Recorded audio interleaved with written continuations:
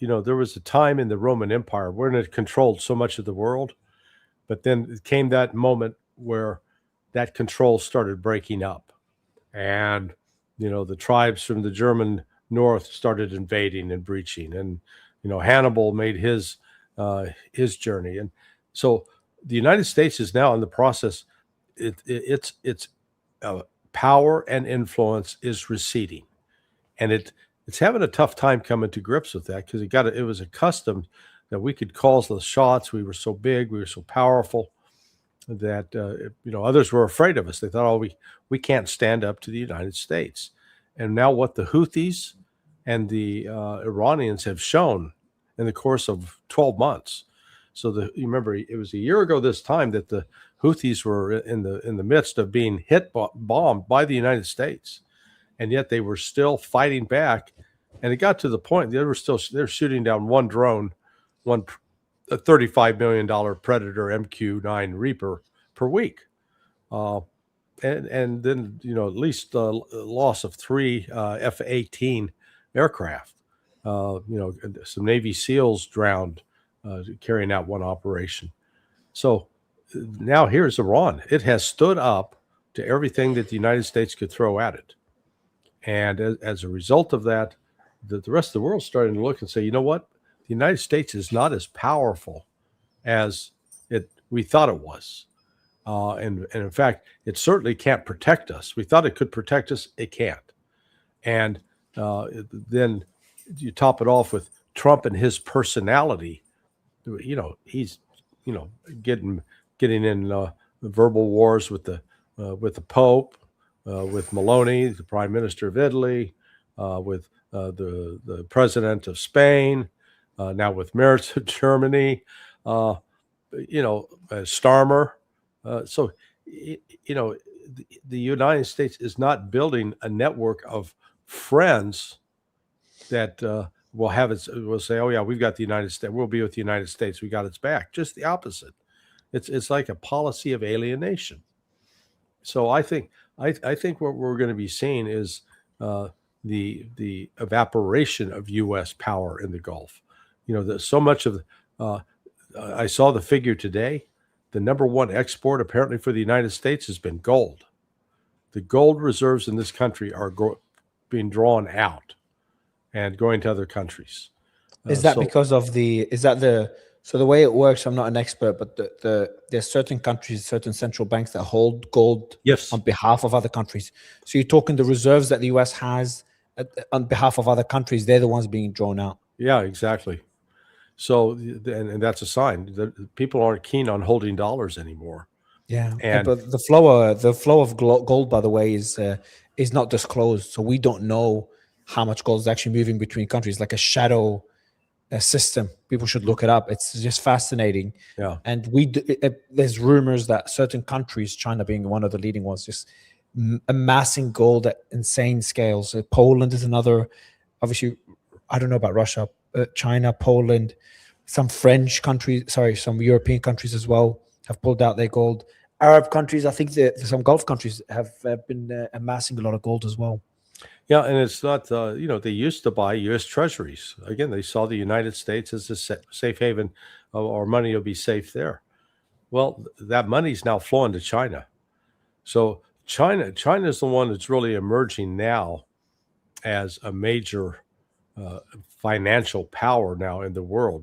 It's becoming more important that, when you look at the list of the top 10, the largest banks in the world, I think the Chinese are like 6th of the top 10. And the United States isn't in the top 5. JP Morgan, I think, is the biggest one, and it may be number 8. You should check that out. See what checking out now, yeah. See what the actual number is. But being that large, the United States traditional approach to try to use economic sanctions to bully other countries, it's been backfiring. It backfired with Russia and pushed Russia more quickly into ramping up BRICS as an alternative to the U.S. financial system. And what'd you say? China's number 1, 2, and 3, and 4 are Chinese. JP Morgan and Bank of America are 5 and 6, only 2 American ones. The Yeah. first 4 are all Chinese, and then the US. And then Wow. what are the last after The that? rest, 7 is UK HSBC, 8 is BNP Paribas, France, 9 is Crédit Agricole, France, and Mitsubishi Financial Group of Japan is number 10. Yeah. So, China right there is, and that counts for something, because they are actively investing in other countries. And they've also created some ways that they can take the U.S. debt that other countries have and basically transfer it into a Chinese debt that is actually less costly for those countries. And so again, China, I've heard stories of obnoxious Chinese tourists. Okay, we've had ugly American tourists in the world before, but what the Chinese normally, and I saw this in Panama, they don't come in to bully and to sit there and tell the Panamanians what they got to do. They have a much more collaborative approach, and the United States effort to try to get China out of Panama has been a little laughable. Yeah. The US dollar is a share of global foreign reserves, foreign currency reserves. Was in 1955, the US dollar represented 90% of foreign currency reserves. Then it went 88, 85, 80, 85, 80. So by 1985, it was 75%. And then it went down to 65% by 2015. And now it's all the way down to 58%. Mm-hmm. So that's dropping significantly. Now, just to be clear, there is no clear alternative yet. The Chinese renminbi is centralized. It's not a free economy, so it's not in the perfect position to replace the US dollar. The euro, well, Europe's got its own problems. So there isn't a clear alternative unless you move away from a direct currency. China's coming up with a strategy now to back potentially, it's just rumored, to back their currency by gold. Yes. As well. And you heard about it, having gold reserves in other countries as a way to, and then these countries will have, so China will build a warehouse in those countries and hold these countries' gold as collateral for loans that China provides them, which is a crazy strategy that China is working on. They're all doing this silently. What if the US, if we do see the fall of the US empire, there is a worry that the US could fall swinging under future administrations, and we could see more instability. My question to you is, what is that world going to look like? Because we did have, there's been a lot of terrible wars in our generations, in the last few generations since World War II, even including World War II, a lot of terrible wars. But we are, and I'm sure you've seen this, we are going through the longest and most peaceful time in human history.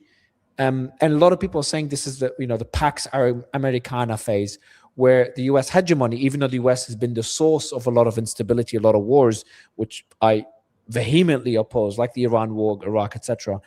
But the argument is that having one hegemonist power, one hegemony, it just deterred any larger countries from engaging in direct wars with each other. We haven't seen a nuclear war, China and the US, or Europe and Russia engaging in wars, because there's been one superpower. I'm not sure if you've heard people talk about that theory. Yeah. I think it's a romanticized view of history. So when you go back and look at the decision by Truman to use the atomic bombs in Hiroshima and Nagasaki, that wasn't driven by military necessity. In fact, something I learned last year with Ryan Dawson, who'd done the research. Most of the generals, General Marshall, General MacArthur, even some of the ones who've been the biggest advocates for using regular bombs on Japan, they all opposed using the atomic weapon. They thought it was crossing a line, and the reason Truman did it was directed at the Soviets, because the Soviets had entered the war as they had promised Franklin Delano Roosevelt at the Yalta Summit, and it was the Soviet entry into the war that actually convinced the Japanese to surrender. It wasn't the use of the atomic weapon. Well, from that point on, again, the United States, instead of trying to rebuild the world and understand, the Soviet paranoia, that we added on to the Soviet paranoia, and we portrayed, this Iron Curtain falling down over Eastern Europe. Well, when what the Soviets were doing were building a buffer, because they had been attacked, twice during the 20th century from the east, and in the 19th century they'd had Napoleon made it all the way to Moscow and set Moscow on fire. So it's not like the Russians were unnecessary, stupidly paranoid. They had a good reason for it. And the U.S. hegemonic structure, which was carried out in large measure with the CIA, starting in 1948, became actively involved in putting together color revolutions and revolutions to overthrow other countries. We were going to make these countries where they were dependent upon us. We had our puppets in charge, throwing over Jacobo Arbenz in Guatemala in 1953. Well, actually, it was Mossadegh in 53, Arbenz in 54. That's why we got so pissed off at Fidel Castro. He pulled off an organic revolution in Cuba. We wanted to claim it was the result of the Soviets. It wasn't. It was organic because, again, the United States had allowed rampant criminality to control that country. Just need only watch the movie Godfather 2 to get a sense of that, of the various mafia, both Jewish and Italian mobs. It coalesced and worked together to try to control. It was running liquor out of Cuba, prostitution, human trafficking, gambling. So, the United States, instead of being a benign force to promote development around the world, we were militarizing the world, and I believe that our legacy has been, and we saw it in Vietnam, and instead of coming out of Vietnam and said, okay, we'll back away, we turned and immediately went into we encouraged the activity in Afghanistan that led to the Soviet invasion. That was a big Nia Brzezinski's big plan, helping provoke the Soviets into doing that. The wars in Africa and Angola, the wars in Central America, Salvador, Guatemala, Honduras, Nicaragua, of course. Yeah, so the way I look at it, the U.S. has got a lot of blood on its hands.